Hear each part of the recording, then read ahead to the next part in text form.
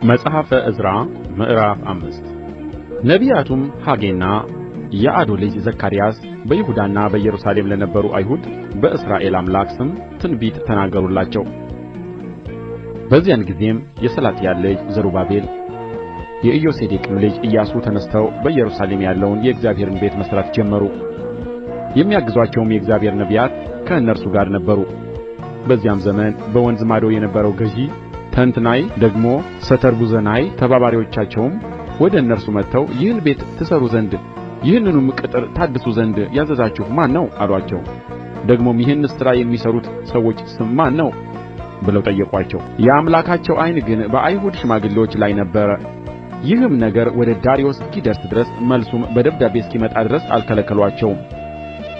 በወንዙ ማዶ የነበረው ገዥ ተንትናይ ደግሞ ሰተርቡዝናይ ተባባሪዎቹም በወንዙ ማዶ የነበሩት የፈስካውያን ወደ ንጉሡ ወደ ዳርዮስ የላኩት የደብዳቤው ግልባጭ ይህ ነበረ።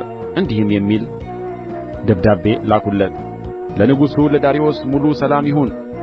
ወደ ይሁዳ አገር ወደ ታላቁም አምላክ ቤት እንደ ሄድን ንጉሡ ይወቅ። እርሱም በትልቅ ድንጋይ ተሠራ፣ በቅጥሩም ውስጥ እንጨት ተደረገ። ያም ሥራ በትጋት ይሠራል፣ በእጃቸውም ይከናወናል። እነዚያንም ሽማግሌዎች ይህንን ቤት ትሠሩ ዘንድ ይህንስ ቅጥር ታድሱ ዘንድ ያዘዛችሁ ማን ነው ብለን ጠየቅናቸው። ደግሞም እናስታውቅህ ዘንድ በእነርሱም ያሉትን ሹሞች ስም እንጽፍልህ ዘንድ ስማቸውን ጠየቅን። እነዚህም ብለው መለሱልን፣ እኛ የሰማይና የምድር አምላክ ባሪያዎች ነን። ከብዙም ዘመን ጀምሮ ተሠርቶ የነበረውን ታላቁም የእስራኤል ንጉሥ ሠርቶ የፈጸመውን ቤት እንሠራለን። አባቶቻችንም የሰማይን አምላክ ካስቈጡ በኋላ በከለዳዊው በባቢሎን ንጉሥ በናቡከደነፆር እጅ አሳልፎ ሰጣቸው። እርሱም ይህን ቤት አፈረሰ፣ ሕዝቡንም ወደ ባቢሎን አፈለሰ። ነገር ግን በባቢሎን ንጉሥ በቂሮስ በመጀመሪያው ዓመት ንጉሥ ቂሮስ ይህን የእግዚአብሔርን ቤት ይሠሩ ዘንድ አዘዘ።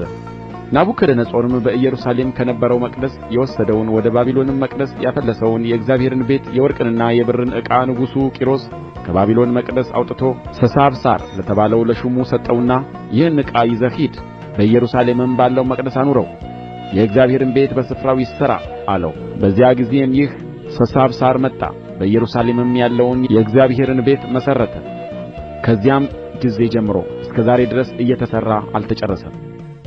አሁንም ይህ ነገር በንጉሡ ዓይን መልካም ቢሆን ይህ የእግዚአብሔር ቤት በኢየሩሳሌም ይሠራ ዘንድ ከንጉሡ ከቂሮስ ታዝዞ እንደሆነ በባቢሎን ባለው በንጉሡ ቤተ መዛግብት ይመርመር። ስለዚህም ነገር ንጉሡ ፈቃዱን ይላክልን።